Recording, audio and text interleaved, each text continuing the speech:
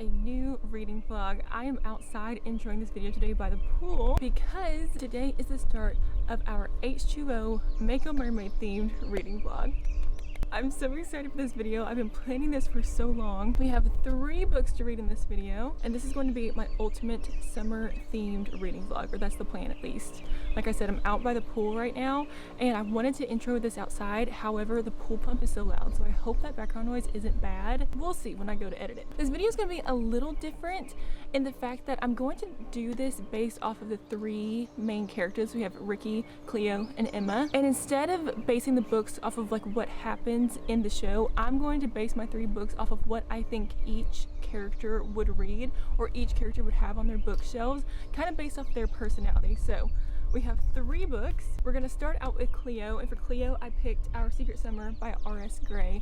In my mind, Cleo is definitely a romance reader. I feel like she's the most emotional one. She's the lover girl. She has Lewis, and I just felt like a summer themed romance was perfect for Cleo. Ricky, I think, is definitely a mystery or a thriller reader, and I picked out We Would Never Tell for her. The reason why I thought this one would be extra good for her is because it's about 3 girls who like go on these adventures. They're basically like con artists or they're thieves in the south of France for the Cannes Film Festival, and something happens. It says gowns, champagne, and murder. I feel like Ricky would totally read some sort of thriller, women empowerment type of book, and so that's what I picked out for her. And then for Emma, I picked out The Wicked Sea. Emma is our practical girl. She's the one that always has her head on straight. She's always the one that thinks very logistically, and so in my mind, she would definitely read a book about mermaids, basically just for research. Really, I think Emma's probably a non-fiction reader, but if she was gonna read fiction, I feel like it would be about mermaids so she could learn more about how they came to be a mermaid,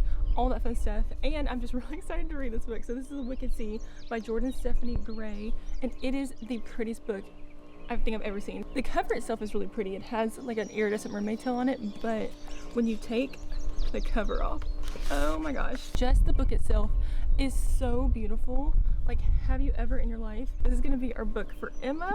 I am so excited. So these are our 3 books of the video. I think this is the order I'm gonna go in. So Cleo, Ricky, Emma. I'm gonna start out with Our Secret Summer by R.S. Gray. So this is about Isabel. She's our main character, and Cristiano. So Isabel has recently lost her sister Winnie, and Winnie had a bucket list to go live in Ibiza, or is it Ibiza? I'm gonna probably say that wrong all video, but after her sister passes away, she decides that she's gonna go and fulfill her bucket list, and it has everything from going surfing, getting a tattoo, falling in love, and she finds work at a really popular nightclub, and lo and behold, she meets the owner, Cristiano, and they fall in love. I'm so excited about this. I just love the cover so much. It's so pink and girly and summery, and then it has kind of ombre sprayed edges. I've never read anything by this author before, but I'm so excited. So this is the book that we are starting out with. I have a little bit of time to be by the pool this morning, and then I'm heading to the bookstore later. So let's start our very first H2O Mako Mermaid book pick. Yay!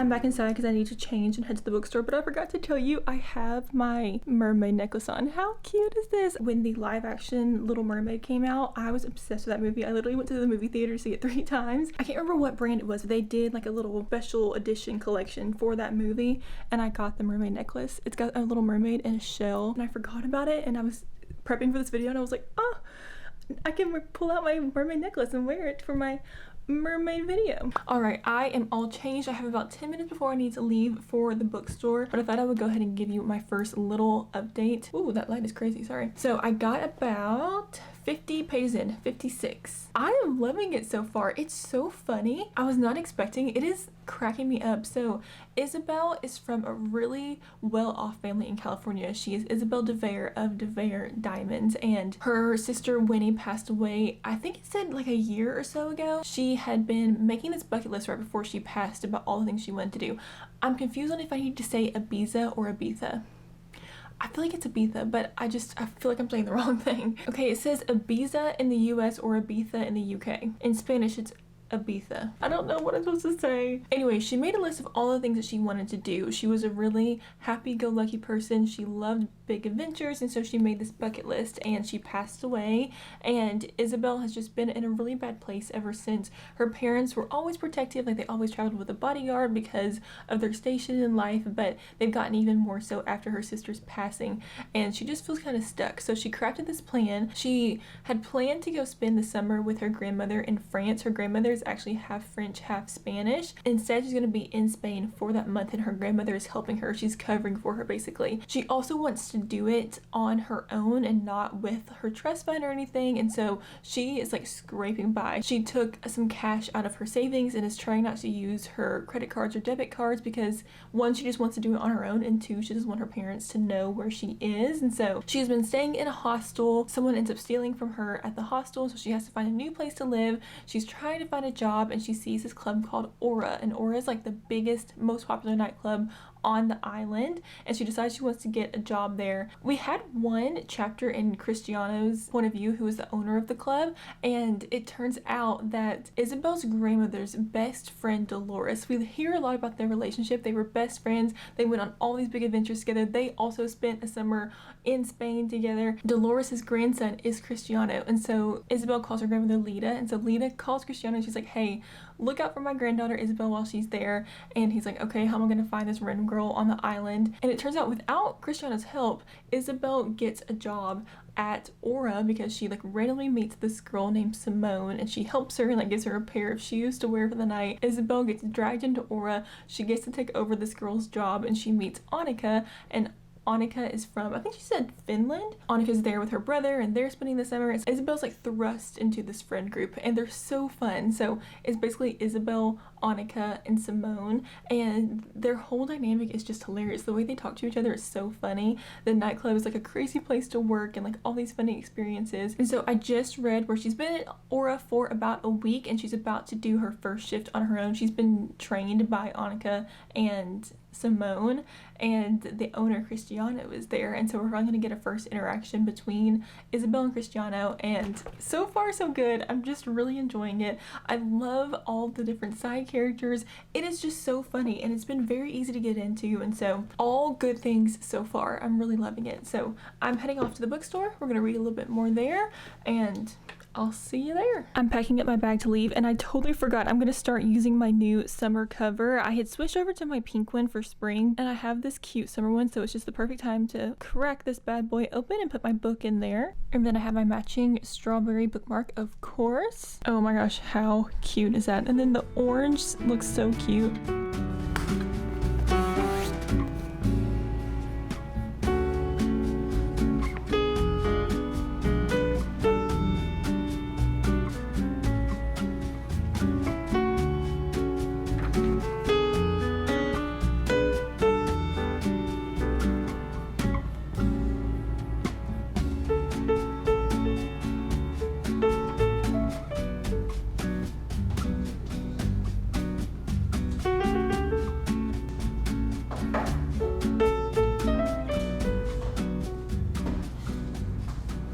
Hi guys, it is another day at the bookstore, and I have another update for you for our secret summer. Guys, I am loving this like a lot. It is so good. I got to page 198 last night, and I'm loving it. It is so funny. A lot has happened since I last updated you. Isabel and Cristiano have met, and they have had a lot of tension building. It wasn't really enemies to lovers, but they were kind of bickering when they first met, but it wasn't in a bad way. It was just in a really funny, like them arguing kind of way, like them purposely getting on each other's nerves. I love Annika and Simone. I love their dynamic. They are hilarious together. We're getting more scenes at the club and Isabel kind of coming into herself. No one knows that she is Isabel de Vere. She's actually going by the name Elle in the story. She's just kind of learning to do things on her own. We can tell that Cristiano really likes Isabel and he has become very protective over her, and he's using the excuse because Isabel's grandmother asked him to look out for her, but we also can see that he is starting to kind of develop feelings for her, and we had their tension kind of come to a head. We had our first semi-spicy scene when Cristiano let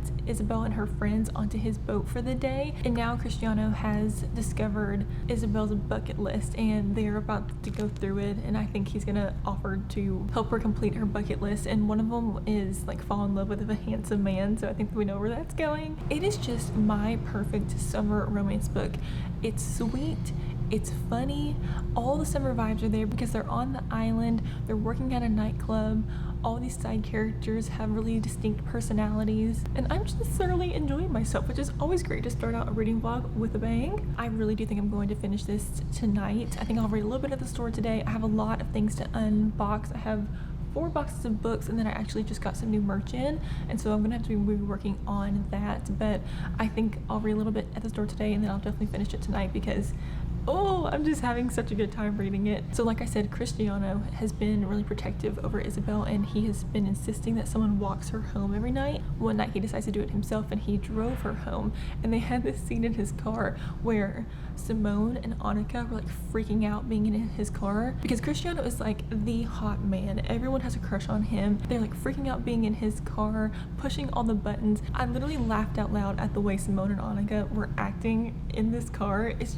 It was so funny to me, and that's when you know you're really enjoying a book, is when it can not only make you giggle but make you actually laugh out loud. So I'm just loving this. I really hope nothing goes crazy and that I end up hating this book because so far I'm loving it.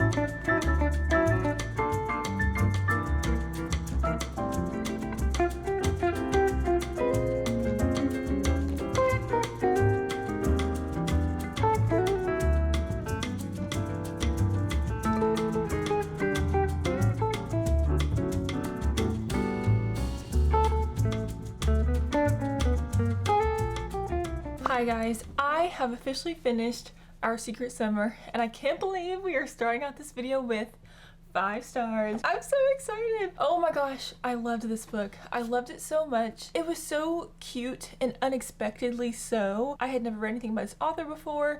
I just wasn't sure, and I loved it. Whenever I have a 5-star book, it's hard for me to talk about it because I feel like I just keep saying the same things over and over again, but I just loved it. It was so funny. The tension was there. It was a little bit spicy, but not crazy or anything. I honestly think the dynamic with her friends is what made this book for me because they were just hilarious. I laughed out loud while I was reading this book, and I feel like it takes a lot for me to do that. I'll think a book is funny, it'll make me giggle, but I was reading this book and I laughed out loud, and that is just the best. So 5 stars. Highly recommend this book. I can't wait to recommend it at the bookstore to all of my romance girls because they need to read this. It had the summer vibes. It wasn't too insta-lovey. I feel like we could tell that both of them were attracted to each other, so it was definitely a little bit of instant attraction, but they had their like bickering moments which made it a little bit more tense, and then we finally got them being together. I loved the way that it all worked out with her parents and her grandmother, and yeah, I just really enjoyed it. Something happened in the epilogue that is like my least favorite thing to happen in a romance book, but it didn't bother me in this one as much because of how it was set up and because it was in an epilogue, and that almost made me take it down to like a 4.75, but I was like, you know what, no. The amount of joy that I felt reading this book and how much fun I had reading it, it should give this book 5 stars. So we're sticking with 5 stars. Loved it. Had so much fun reading it. I really need you all to read this. It's just the perfect summer book. It's funny. It's sexy. It's summery. It's It was really, really good. So 5 stars to start out this video for Miss Cleo's book. And yeah, we are gonna get to move on to our next pick, which is Ricky's book, which is We Would Never Tell. So this is our mystery book pick of the video, and this is about 3 girls at the Cannes Film Festival. So it says gowns, champagne, murder. So basically what happens is that a diamond necklace goes missing and a dead body is found in the sea, and we don't know who died. The back of the book doesn't even tell us the girls' names. We just know that they are all young women who says can't seem to climb up the bottom rung of the Hollywood ladder. They're working in Hollywood, none of them have made it yet, and it says it's enough to drive them a little crazy, enough to make them snap and do things they might or definitely will regret. So it says, can you get away with theft and murder if you want it badly enough? So did they kill the person in the sea? I'm kind of assuming they did, but who knows? I love that we have the 3 girls aspect. I kind of flipped through and we get all 3 of their point of views. So we're gonna get to see the inner workings of their mind and how it works with the mystery and who the dead body is. Since it's not saying it on the back, I feel like this is going to be one of those books where you don't actually know who died until closer to the end when you find out who actually was the murderer. So that is going to be our next book of the video. We have a little mystery to throw in there. However, we have a very big event at the bookstore tonight, so I don't know how much I'm going to get to read today, and I'm going to bring you all along on the event because I'm really excited about it. So tonight we're hosting our very first like weekend nighttime event, and we are doing a book and wine pairing. I'm really excited. This was actually my mom's idea. So we partnered with a local winery. I was in charge of all the book pairings. For the rosé, I did a romance book. They're all summary reads. So the rosé, I did a romance book. For the 2 white wines, I did like lighter summary. One is a literary fiction with a little bit of romance. One is a literary fiction with a little bit of drama. For the 2 reds, I did a thriller and then a like darker historical fiction. And then they also have a blackberry wine, and I found a Susan Mallory book that's the first in a series called the Blackberry Island series. So that's what I picked for all of the books. I'm really excited. So that's going to be all that I'm working on today. I'm not going to really have time to read, but I will at least try to read tonight. But I am going to take you to the event with me. I'm going to try to vlog while I'm there, and so you can see the event because I'm really excited about it, and I hope it goes well because this is our first like big event. This was a prepaid ticket. It was definitely a more expensive ticket than our little craft events that we do. So we're all crossing our fingers that it goes well. This is my outfit. I'm wearing this really cute polka dot dress that I stole from my sister. This is not a silhouette that I wear very often. I don't normally wear like fitted things, but I don't know, I thought it was really cute and I liked the polka dots and I thought it fit me really well, so I stole this from her. But yes, that is the plan for today. I have to head out to the store because we have a lot of setting up to do, but yeah, I'm going to take you all along and then I'll try to read tonight and I'll probably talk to you tomorrow.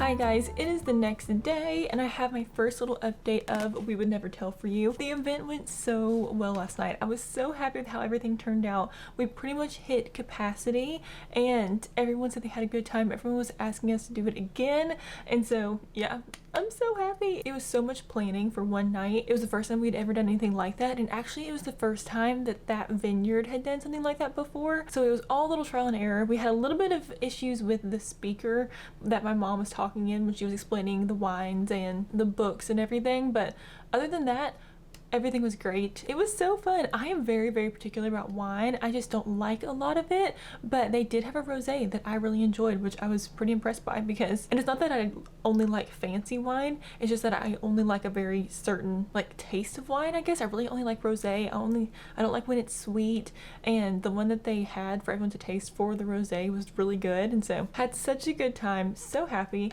And then when I got home last night, and then actually a little bit this morning, I started to read in We Would Never Tell, and I got to page 90-ish, so I'm about 100 pages in, and really so far we've just set up the story with our 3 main characters. So we have Marnie, Lou, and Constance. They're all kind of psycho, they're all kind of crazy, but in kind of a lovable way, and the author is able to write it in a way that you're kind of rooting for them, even though you're kind of like, whoa, You're crazy. And actually they don't know each other, which I didn't get from the back of the book. The back of the book didn't have a ton of information, but I thought this was like a group of 3 friends. As of right now in the story, they don't know each other, but we can tell that their paths are going to cross because this book is also jumping back and forth in timeline.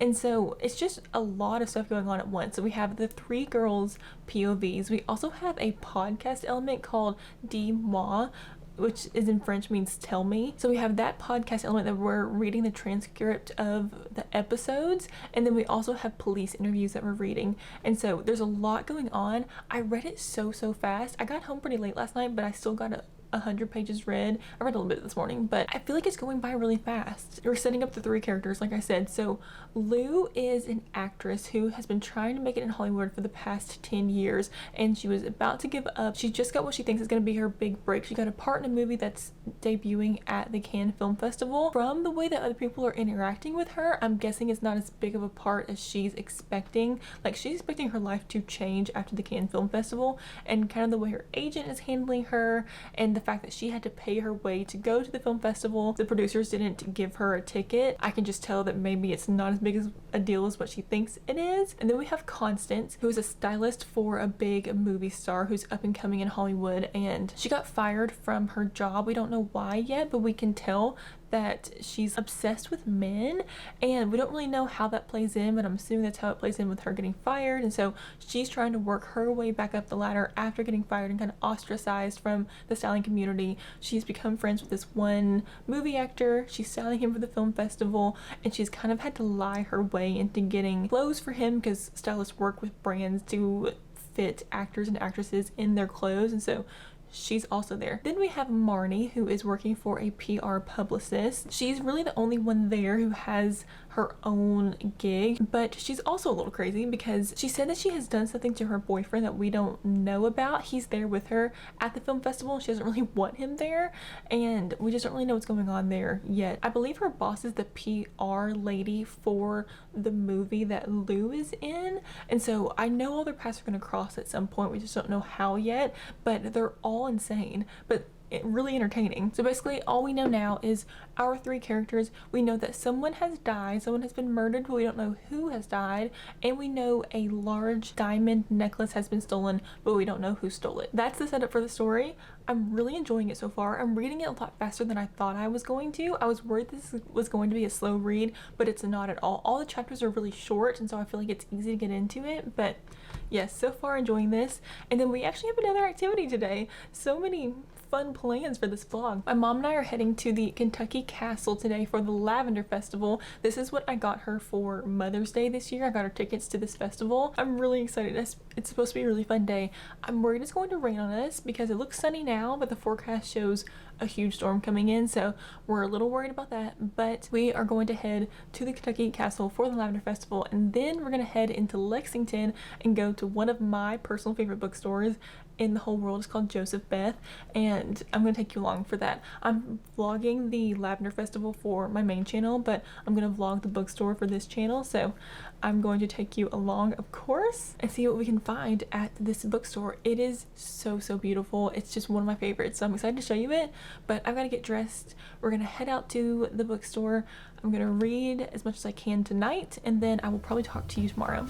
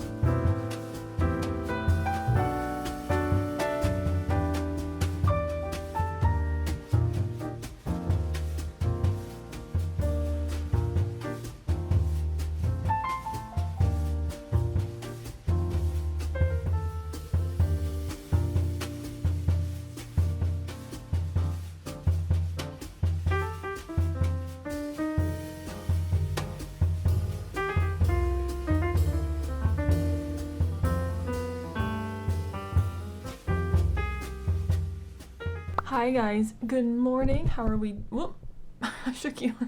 How are we doing today? It is time for another update of We Would Never Tell. But first I have to show you all the stuff that I bought yesterday. We had so much fun at the Lavender Festival. It did end up raining on us a bunch, so it ended up being a pretty gloomy day, but we just had such a good time. And oh my gosh, I just love that bookstore so much. I'm so proud of our bookstore and what we've accomplished, but that's definitely the goal. It's just incredible. It's so cozy. I mean, it's huge. First of all, you could fit like 10 of our stores in that one. It's just so cozy. I love the way that they've set everything up in little sections. I showed you a few clips of it, but all of the cookbooks, they have built out a kitchen and the cookbooks are stored on the shelves like a real kitchen. And then all the coffee table books and more of the gifty things are over by this living room setup, and they had a fireplace going yesterday. It had to have been a fake fireplace because it was way too hot to be using a fireplace, but because it was so gloomy and rainy outside, the fireplace was so cozy. They have a huge kids section downstairs, which I didn't go to, but it's like set up like a playground for the kids. It's just the best bookstore ever, and I was so happy that I got to bring you all along to it. So I only got two things. I only got one book because I gotta stop buying books, y'all. It's bad. I have enough books to do another summer book haul, which I'm sure I'll film at some point, but I'm also like, Lydia, stop buying books. You've got to read the ones that you own before you buy more. So very soon I'll be going on a book buying ban.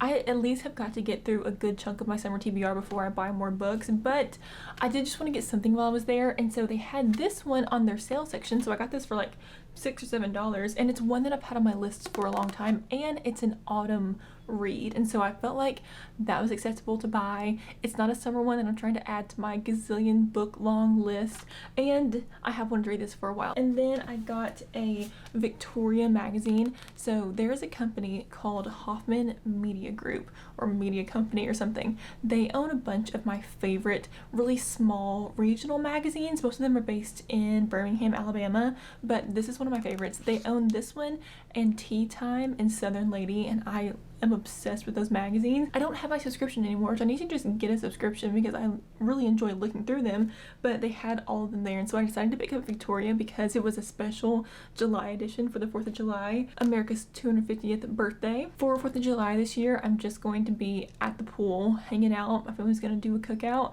and do fireworks, and so I thought this would be really fun to read by the pool. So those are the two things that I got at the bookstore. I am significantly further along in We Would Never Tell. I am about on page 230-ish, and I am really enjoying this. So we're getting to the part where all three of these girls, their lives intersect, which I'm really enjoying. I felt like it was built up really well in the story for all of them to come together, and they're starting to form this plan, but you can also see where they're working together, but each of them have their own ulterior motives to kind of push their career forward, or whatever they're wanting. The plan that they've concocted is going to push that agenda, and it's really good. It's moving really fast again, which I'm so happy about. We did get a little bit of a glimpse into what happened with the diamond necklace, which wasn't really that dramatic, and so it almost was like a plot point that could have been left out of the book, but not in a way that it's distracting me from other things. It was just kind of something that felt kind of thrown in there,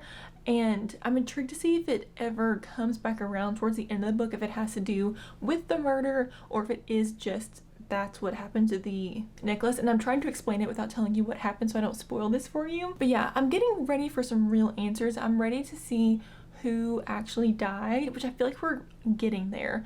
I have a suspicion that it's one of the men in the story, but I don't know that for sure yet. And we've just really had a bunch of character development and gotten to see a little bit more of the background of the characters and kind of what brought them to this point, what has made them go a little crazy. But again, it's not crazy in a way that you're like, oh my gosh, these people are crazy. It's more that like, oh, these girls are crazy, but I understand.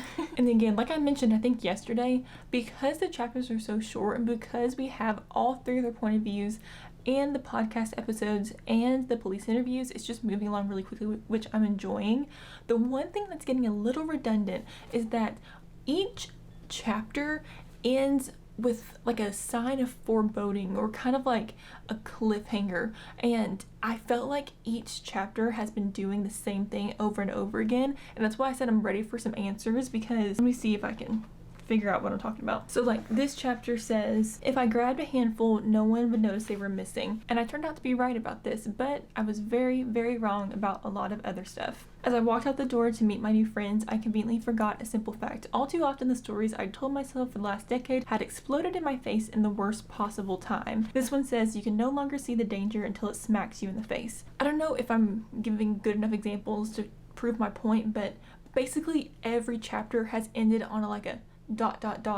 situation or a sentence that makes you wonder like what are they actually talking about, which was really engaging at the beginning of the story. But now that we're over halfway in, I'm a little tired of like getting left off, and I want just some real answers. So that's really my only complaint about this book, and it's not even that big of a complaint because I'm still enjoying it. And yeah, so far so good. I really think I'm going to finish this today. I'm home today, and so I'm going out by the pool, and then I'll be reading tonight. I really do think I'm going to finish it today, and then I'll do my final updates with you tomorrow unless something goes terribly wrong. But it's just been such a fast-paced book, and especially once we start getting answers to some things, I think it's going to go even faster. So yeah, so far so good. Really enjoying it. But it's time for some pool time because I need some pool time in my life.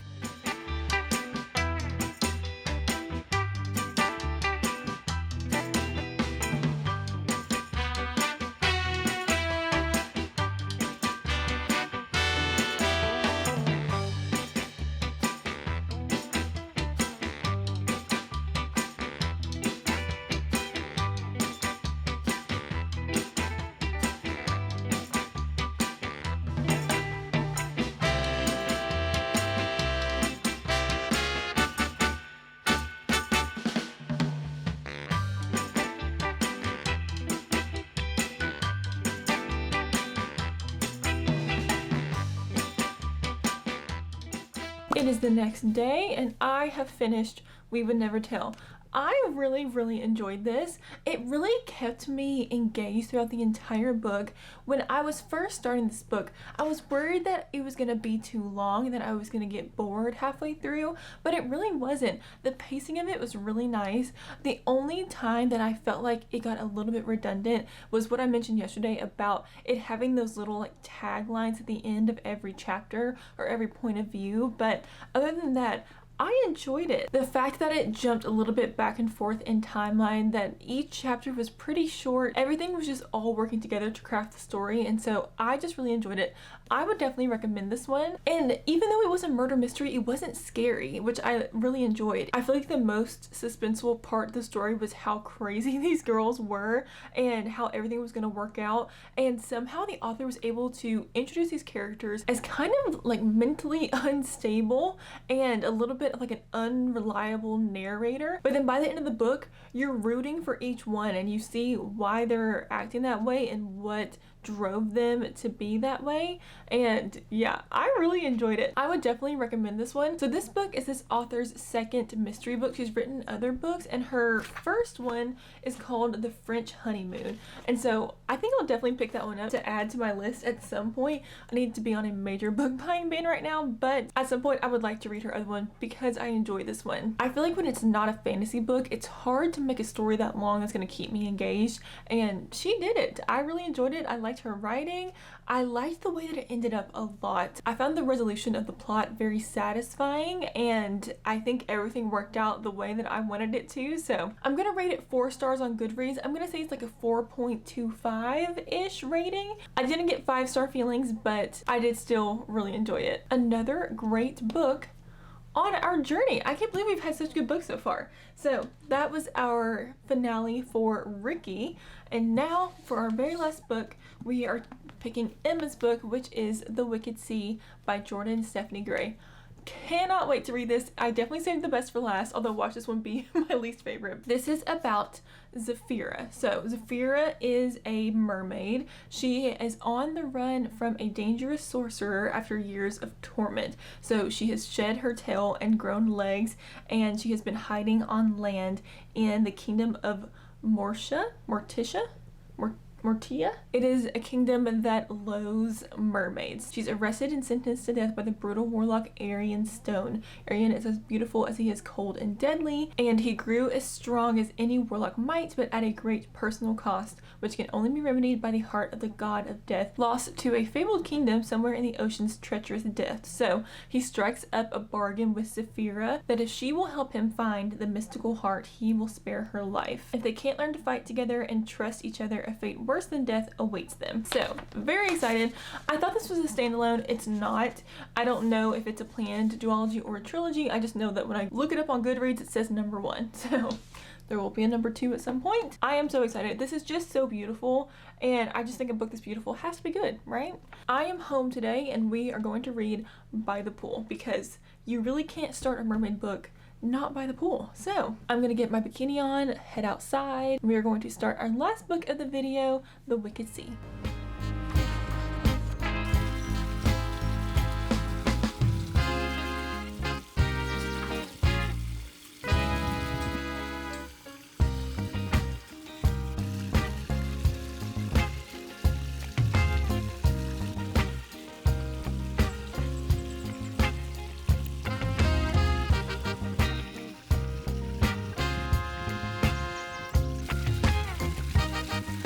I thought we should take a break and color in my Magnificent Mermaid coloring book. I just bought some new markers for my coloring books. I'm so excited about it. They're the brand Grabby. Someone was talking about them on Instagram, and so I got the big pack. So I'm gonna use these and color in my coloring book.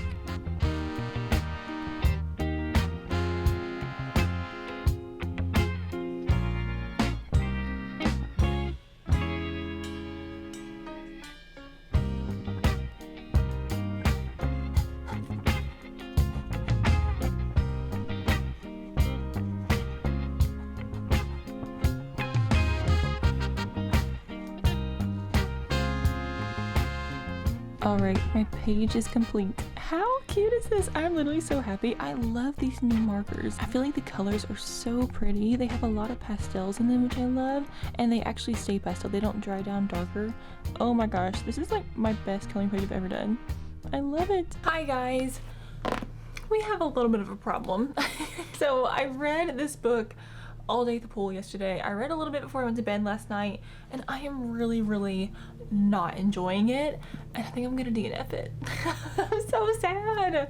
It's such a beautiful book, and I just wanted it to be different, and it's just not. I just don't think I can force myself to read it. I'm sorry. It's not really the book's fault. I really think it's me. It is very I was expecting like a cutesy, maybe slightly adventurous mermaid story. Her and this warlock hate each other, have a bunch of tension, and they go on this quest to find this heart. It's bad. Like, it is so violent and so gruesome, and I'm just really not enjoying myself. And I know is gonna be a cool story, because at the very beginning it tells you about the different mermaids, like the 4 seas of this world, and the different mermaids and the different powers that they have. So it's gonna be a cool world, but the writing is just so violent and like gruesome, and it starts at the very beginning with the mermaids trying to infiltrate the capital. Is my hair looking crazy? What is that?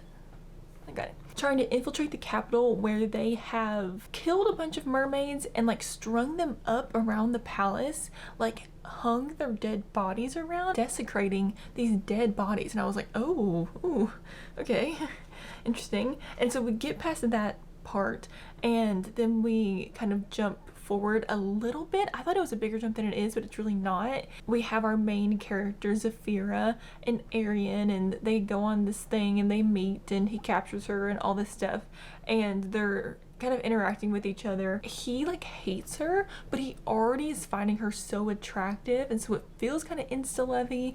And then all of a sudden she bites off his finger, like literally bites off his finger, and I'm like, they're gonna fall in love after she bit off his finger? All this happens within the first 60 pages, so I'm really not spoiling anything for you. I just can't do it. I'm sorry. I don't want to read this book right now. I'm not saying that I won't pick it up again, but it's just not the book that I was hoping for. So we're switching books. I'm so sorry if you were excited to see me read this book. I was excited to read this book, but I'm not loving it at all. And I just cannot force myself to read this when it's already been so graphic throughout this first part. And maybe it won't be later on into the book, maybe with them being on this adventure to go find the heart together. I'm sure they won't, I mean, hopefully they won't be like biting each other's fingers off on the quest to go find this heart, but I'm just not loving it, so apologies. But I'm not going to end the video here. I'm just going to switch books. I'm going to switch to a different mermaid fantasy. So I am switching over to Voice of the Ocean, and I read about 20-30 pages this morning just to see if this is the one that I wanted to switch to, and it is. This one seems a lot safer in terms of the violence. This is a young adult novel, so I feel like it's gonna have to be, and the story just reads so differently from The Wicked Sea, so this is the one we're switching to. I didn't want to just end the video DNFing that book and not giving you another book to review, and so this is the one I'm switching to, which means that this video is going to go up later than I wanted it to, but that's okay. It happens, and I am really excited to read this one. This was high on my list to read this summer, and we're just gonna get to it a little quicker. So this is Voice of the Ocean. I talked about this a little bit in my Mermaid Rex video, but this is about Celeste. She's a princess. She's the daughter of the Siren Queen, and she is currently in training to join the Chorus, which is a group of siren warriors.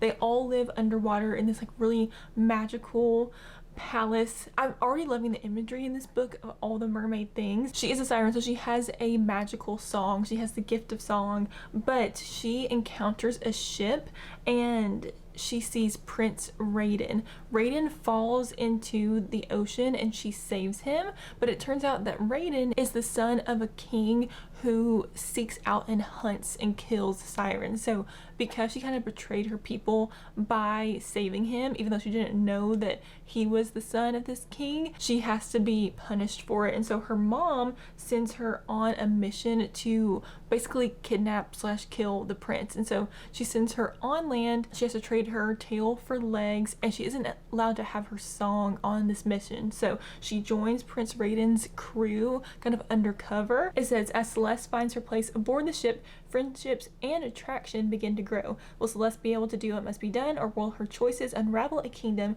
devastating sirens and humans alike? Already enjoying this more than I did The Wicked Sea. This is just what I'm in the mood for right now, is a more, I guess, sweet, I don't know if that's the right word, but just not so heavy and violent that The Wicked Sea was, so we're switching to this one. I'm going back out by the pool today, so I'm hoping to get a lot of this read. It's a longer book, so it's going to take me a little longer to read, but yes, hopefully we like this one better, because I just couldn't read the other one. I could not force myself to. I forced myself to read up into the 60, maybe like 60, 70 page mark, and then she bit off his finger and I was like, no. No, I don't want to read about y'all falling in love after you bit off his finger. I am headed out by the pool. I'm going to read as much as I can today to try to move this video along a little bit. And yeah, I'll give you my first update a little bit later on Voice of the Ocean. Before I head down, I wanted to make a little snack, and I wanted to show you what my go-to snack has been recently. I have been eating so many kiwis. They have just been so good this summer. My favorite ones are the ruby red ones, but I only find them every so often. My grocery store normally does have the sun gold ones, which is why these look a little more yellow than the green that kiwi normally looks, but they're so good. They're a little more sweet than your typical kiwi, but not as sweet as the ruby red ones. Those are hardly sour at all. These are actually a really good in the middle of sweet and sour.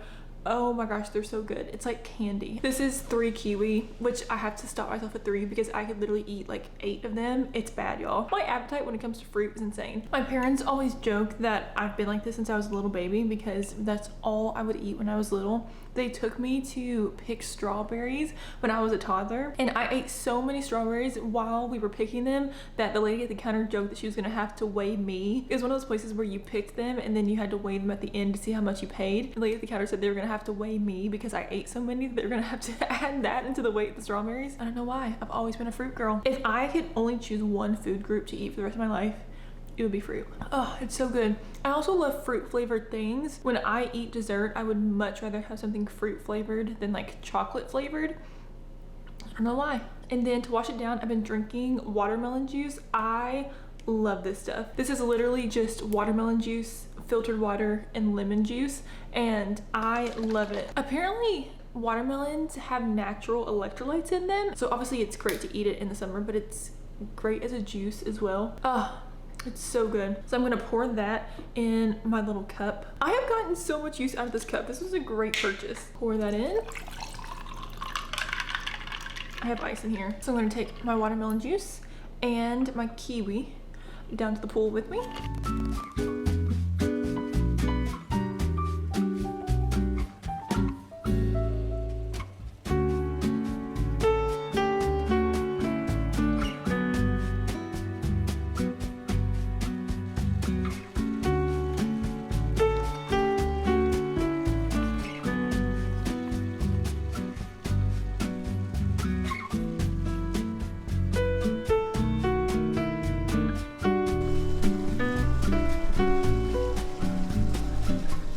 Because we've had such crazy weather, we have left the cover off the pool, which means that it needs to be treated before we get in it again, and that's what it's doing right now. So I can't swim today, unfortunately. I'm feeling like putting full-on sunscreen and tanning oil on. I moved my umbrella and I'm sitting in the shade.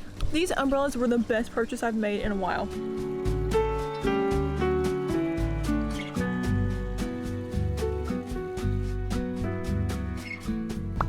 Hi guys, good morning. Welcome to the bookstore. I don't think we've been at the bookstore for most of this vlog, so it's good to have a little bookstore day for you. I have my first real update for you on Voice of the Ocean. I am really enjoying it. I'm glad that I switched because this is just definitely the type of story that I was wanting. I feel like the first part has been kind of slow because we've been doing the build up and the setup to the story, but we have gotten a good amount set up. I'm on page 115, and so like I mentioned, this is about Celeste, and Celeste is a siren. She is the youngest daughter of the siren queen's daughter. She's the princess. Really from the beginning of the book, we're just seeing that she feels very out of place in her kingdom because she's the youngest daughter. She isn't the firstborn, so she isn't having to worry about being heir. Second oldest sister has been married off to a kingdom for political gain, and Celeste is just kind of there. And so to try to give herself a little bit of purpose, she joins the chorus, which is the group of warriors. She's about to have her final test, and so she goes to the surface, which she's not really supposed to do, but she does. She sees a human ship and she sees this man. She's never been around humans before. She has been told horrible stories about that they have rows and rows of shark teeth and have claws and all this stuff to like scare her off of them. So she sees this man on the ship, and he's so beautiful and he's happy, and he seems like he has a good relationship with people around him, and he has this dog. She doesn't know what the dog is. She's like, this animal is so cute and trusts this human. And so she goes back underwater and she goes to her last like final test, and they say that there is a human ship that has been spotted and that they have to go and drown it. It really freaks Celeste out because she has been told all these stories about how horrible humans are, and then she goes to the surface and sees them, and they don't seem that horrible. They say that the reasoning for drowning the ship is that so they don't hunt the sirens, but she's like, are we even any better than them if we kill them as easily as they kill us? And so she has that kind of this big freak out moment, and so she ends up saving the man who we now know is the prince, his best friend and his first mate, and then the dog. Of course, is treason, and so she's supposed to be sentenced to death, but her mom is like, we're gonna figure out a way for you to not die because I can't have you die. I love you. I'm your mother. So she says that you have to go find the prince and assassinate him, bring him back, and that'll clear your name. We get a little inkling that something is different about Celeste than the other sirens. So she has pure white hair, which is supposed to run in her family but hasn't shown up in anyone until Celeste. And then she also has this very temperamental song. We're inferring from what she has said that she has accidentally killed things with her song before when she's been practicing on like sea creatures and stuff, and so she's really scared of her song. She obviously doesn't want to kill anyone. She literally risked her life to save the prince, and she uses her song to knock out the chorus to save the prince. She doesn't kill them, but she knocks them all unconscious by like singing one note, and so we haven't really explored that yet. She has has just gone to the Sea Witch, which is kind of our Ursula character, and the Sea Witch has given her legs. She didn't take her voice as the bargain like in The Little Mermaid, and so I was really excited because I was like, oh, I don't want this book to be where she doesn't talk the entire time. She just asks her for a favor, but she gets on land, and even though she can understand the human language, she doesn't speak it very well, so she's not speaking, and so we are kind of getting into her being mute part of the story, which I just don't know. I feel like it's gonna get old because of how long this book is. She has found the prince and he remembers her from the sea. That was another thing. I have a lot of update for you. There's a lot of setup in this beginning. He is not affected by the siren's song, and that is kind of how she was able to get him out of there. He wasn't affected by her song or the normal chorus's song, and so he remembers her. He basically has her join his crew, and Celeste thinks that she's like gotten one over on him, and he kind of pulls her aside and he's like, I know who you are, Siren. I don't know why you would come back to me, but just watch out that I know who you are. But he still wants her to join his crew because obviously she saved him, but he's like, your people killed my people, so what's going on? That's where I got to. They're about to actually like go on his ship. She has made a friend with one of the prince's friends, and that's kind of how she got on the crew. I wish she was talking because I just feel like I don't know. I'm worried it's gonna get old, but I won't know that until I read the story. So I'm gonna read as much as I can today. I have a lot of editing to do. I did a ton of filming this weekend. I don't have any shipments today, so I'm just gonna read and I'm gonna edit and I'll give you another update.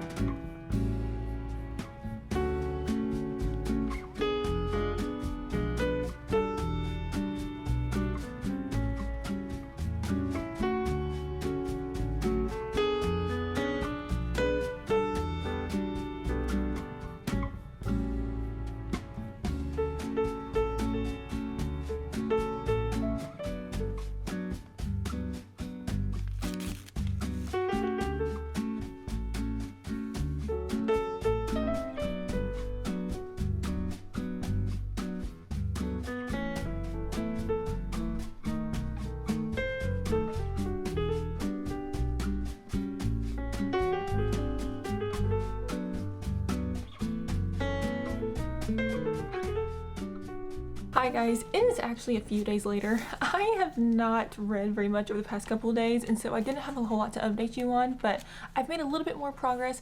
I really want to finish this book today. I don't know why it's taking me so long to read this, because this book isn't bad at all. I'm enjoying it. I just feel like it's taking me forever to read. So anyway, I'm on page 226, so I have about, I guess like 100 pages left? No, like 150 pages left. So I really want to finish this today. This video is going to go up a lot later than I wanted it to, and so I'm just ready to finish this so I can start editing and like get this out for you guys. We have definitely made progress with Celeste forming bonds with Raiden and his crew, and I've enjoyed that aspect. I'm trying not to let the whole point of her not talking annoy me, because there's no real reason for it to annoy me. I just wish that she was able to talk to them, because in reality it's not really inhibiting her relationships with these people or with Raiden. I just feel like it would be even stronger if she could talk to them. And I know this is a Little Mermaid retelling, and so that's probably the reason. She still feels very conflicted about her task to have to kill Raiden, because she's starting to form a little bit of an attraction to him. Right where I left off, I feel like is their relationship kind of coming to a head, and I'm just intrigued to see how it's all going to work out. Someone told me that this is not a standalone. I think that might be the other reason why it's taking me so long. I'm like, what do you mean this isn't a standalone? This apparently leaves off on a cliffhanger. So that also annoyed me. And it's not this book's fault. It's really just me. I think I got in a mood with The Wicked Sea, and so now I'm struggling to like get into this one and actually give it a fair chance. And so I don't want you to take what I'm saying as a bad review of the book, because it's really not. It's literally just me. So that being said, I really am enjoying our cast of side characters. I just love how all of them have such strong personalities, and we're seeing them interact with Celeste and be so sweet to her. Really the only one that's even questioning anything about Celeste is Bastien, who is Prince Raiden's like best friend who Celeste saved from the first shipwreck. And so he's kind of like, I feel like you're not telling me everything about her. Raiden hasn't told him that Celeste is a siren, and so this guy's like, why was Celeste out in the middle of the sea by herself? This just seems a little little fishy, pun intended. Their big goal that they're sailing to is this mystical island full of treasure that even the sirens don't know where it is. Celeste is trying to figure out what to do because she doesn't want to sail this boat into siren territory to have an attack happen again. She is supposed to kill Raiden, but she doesn't want to, and so she doesn't know how she's going to handle all of that. She still feels so much loyalty to her family. She was like, my mom gave me a chance and I can't let her down after this whole fiasco. We have not had anything else happen with her power. Like, we don't know anything else about what her power entails, and maybe that's why this is going to be a series, because there are definitely elements to the story that we haven't touched on again, including the Sea Witch, because Celeste still owes the Sea Witch a favor, her power, why hers is different from other sirens. We know that Raiden is the prince of a pirate king, but we don't know why the king is sending him to get this treasure. So there's just a lot going on in the story. So I guess I understand why it's going to be a series or even a duology. I don't know if it's supposed to be a duology or a trilogy or what. So they have just docked on land to pick up some more supplies, and there's a festival going on, and her and Raiden have been teamed up to find their part of the supplies that they're going looking for, and they're also taking a moment to like explore the festival together. And so that's where I left off last night. I am really liking their relationship. It's definitely been a little bit of a slow burn, which I am very grateful for. It wasn't just immediate, you're attractive so I love you situation, but he also hasn't confronted her about why she's there and why she doesn't have a tail like she did when she saved him. And so I'm sure that's going to come to a head soon. Maybe that'll even come to a head while they're on land, just the two of them. I also wonder if maybe Celeste will start talking towards the end of the book, maybe into the second book. I don't know. The writing is great. I enjoy the way this author tells a story. It's just me struggling to like get through it, and I think that's my own fault and my own mindset. So anyway, I have a lot to do today. I feel like I've been going nonstop with fun things but also with work things, and so I just need to like clean and do laundry and get my life together. So that's my plan for today. If I have time to go out to the pool, I might try to spend an hour laying out and then read a little bit of this, but I would really love to finish this today. I don't know if I can. I think it depends on how early I tuck in for the night and start reading, but yeah, my goal is to finish this today. I think that'll also like get me kick-started back into the story. That's the update. I'm gonna get to work, start cleaning, and then I will probably talk to you either tonight or tomorrow morning. Hi guys, it is the next day and I have finished Voice of the Ocean and I have my final review for you. Okay, I ended up really enjoying the last third of this so much more than I did the beginning, and I think it's because we got to see a lot of that actually in action in the last third, which I loved. We also had a ton of actual action with a fight between her and the Sea Witch and the mermaids, or the sirens, and other humans, and so there was just a lot packed into the last third. I probably enjoyed that part of the book more than I did the rest of it. I cannot believe that I thought this was a standalone. Most certainly not a standalone. So much was left up in the air at the end of this book, and I am just dying because there's not even a release date for the next book. I'm just like, please hurry up and give me the next book because I need to know, which is a good sign because now I know that I enjoyed it enough that I'm really hoping for the sequel. If you have watched my recent videos, you'll know that sequels have not been very good for me recently, but I have faith in this one. I really enjoyed her writing. I feel like she's a great storyteller. We also finally got Celeste talking by the end, and so really the whole her not having a voice thing was not as bad as I thought it was going to be. I just couldn't really get over the fact. I think I just went into this book kind of in a bad mood because I was so disappointed about the Wicked Sea, and so I think it was just a me issue because really I enjoyed it. I liked the mermaid and siren aspect. I liked the romance. I liked the found family. The found family aspect ended up being a lot stronger than I was expecting, which I enjoyed. So I ended up giving this one 4 stars.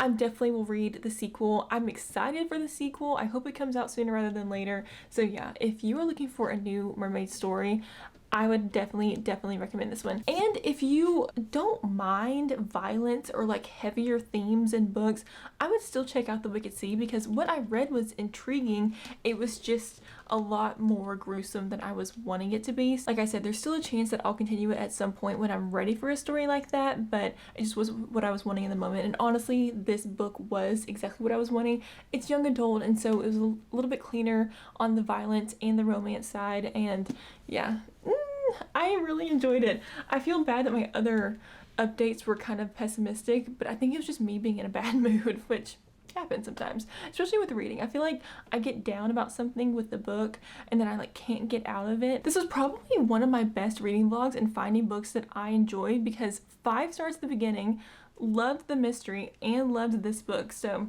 this was a pretty good reading vlog. I hope you all enjoyed this mermaid reading vlog. I had so much fun making it. It has taken me so long to film this video with the DNF. I think it took me like a week to read this book, which is not typical for me. So yeah, I feel like it took me quite literally forever to film this video. I'm probably gonna also have so much footage to edit, so I'm gonna get this up to you as soon as possible. Thank you all so much for watching this video. Let me know, what should I have you comment? If you made it to this part of the video, because I know this is gonna be a long one, comment the shell emoji, or you can just leave me any comment you would like. But yeah, thank you all for watching this video. I will see you in the next one very, very soon. Bye!